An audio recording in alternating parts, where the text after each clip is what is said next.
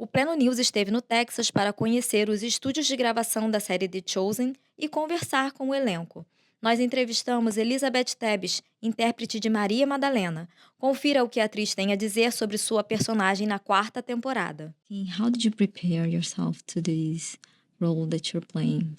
In the beginning, when I first booked it, I connected to Mary's loneliness and sorrow and fears in a lot of ways.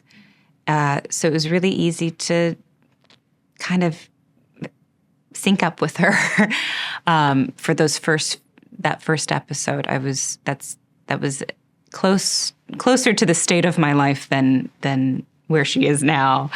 And over the course of these seasons, I've seen her grow, and in that, I've sort of been able to grow alongside her, and I've been influenced in a lot of ways by her and her growth. And I think now with season 4, she's sort of settled into her position in this group, her role in this group of being there for everyone and being there for each other. They're all there for each other, and she's becoming more of an observer, and less focused on herself and more focused on Jesus and what he's teaching. And so I feel like that has been a huge inspiration of where to put your focus.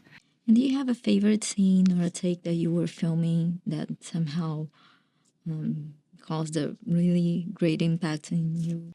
I have a lot of favorite scenes. I really loved the scene with Jesus in the tent after she has sort of a relapse and she returns to the camp and she apologizes and she almost doesn't know how to repay him for what he's done, and she still doesn't feel worthy, and she let fear get the better of her. And I relate to that a lot. You return sometimes to old habits and you think this'll, if not save me, at least numb me. And I think his response to her, I remember hearing Jonathan say the words as Jesus and really hearing them and like, oh, he just wants your heart. Just start there. It's a really simple thing. You don't have to be perfect. This idea of trying to live up to some perfect ideal or image of who you think people want you to be is, I think, a mistake. And I think you just have to start with like sharing your heart. And from there, that's how you connect with people. And that's been a really wonderful lesson for me of don't hide away from love, Yes, interesting. And how do you feel for being part of The Chosen? So many lives have been touched. A lot of people are now seeking to have a more communion with God. And I would like you to talk about it. How does it feel to be part of this? It feels, a lot of this feels unreal. I get the scripts, I memorize them, I show up, I sort of meditate on them, I think about them a lot all day. And then when we perform them together, it feels, I'm always surprised by what happens. And there's this sort of feeling that like, you can prepare and plan and all these things, and like the scene has its own plan, or maybe God has its own plan. So there's a sense of surrender that happens on set that I'm realizing too. I need to apply to the interaction and connection with the viewers and the fans of. Wanting them to see me a certain way, or hoping that they like me, or all of that. Like I have to surrender all of that and just go along on this ride and realize that we can't control any of this. This is connecting people and giving people hope. And like I can't ask for anything more meaningful in my career than that. And I'm grateful for that. And do you have an interesting story about a fan interaction? I have had so many wonderful people reach out and share their stories.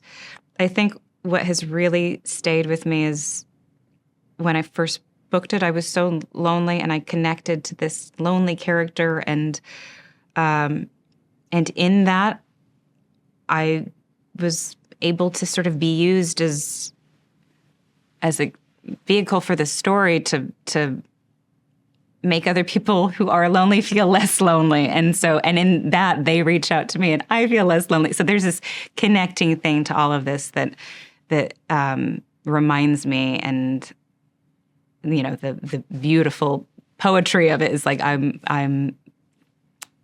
we're not alone, It's beautiful. And how do you define The Chosen, this phenomenon? I think it's a type of project that tells this story that we've heard so many times in so many different ways or portrayals. It tells it in a really human way, in a really relatable way.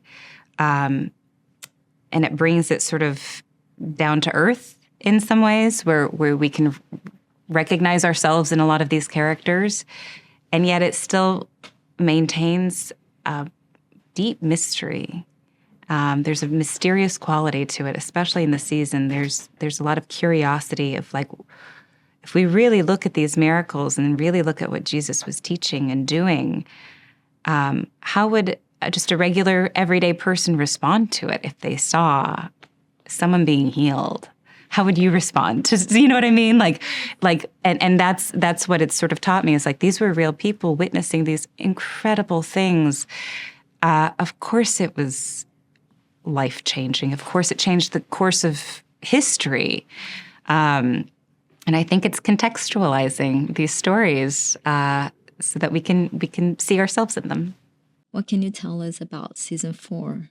You told us that your character is growing, she's maturing. So yeah, Mary is becoming more and more of an observer, and a little more, I think, thoughtful about what is actually happening. I think she's picking up on the sense that something is going to happen soon, that none of them can really expect or prepare for. There are unexpected events that really shake up the group and stun the group, and it feels like everyone's scrambling to understand it. So it's a challenging season. It gets very sad. It gets very sad. But there's a lot of meaning in it, a lot of truth in it, and light in it. And I think I hope it'll help people who are maybe going through some of those things seek the light. That's great. Thank you so much. Thank you so much. Hope Nice I'll see you in Brazil someday. That would be amazing. I would love that.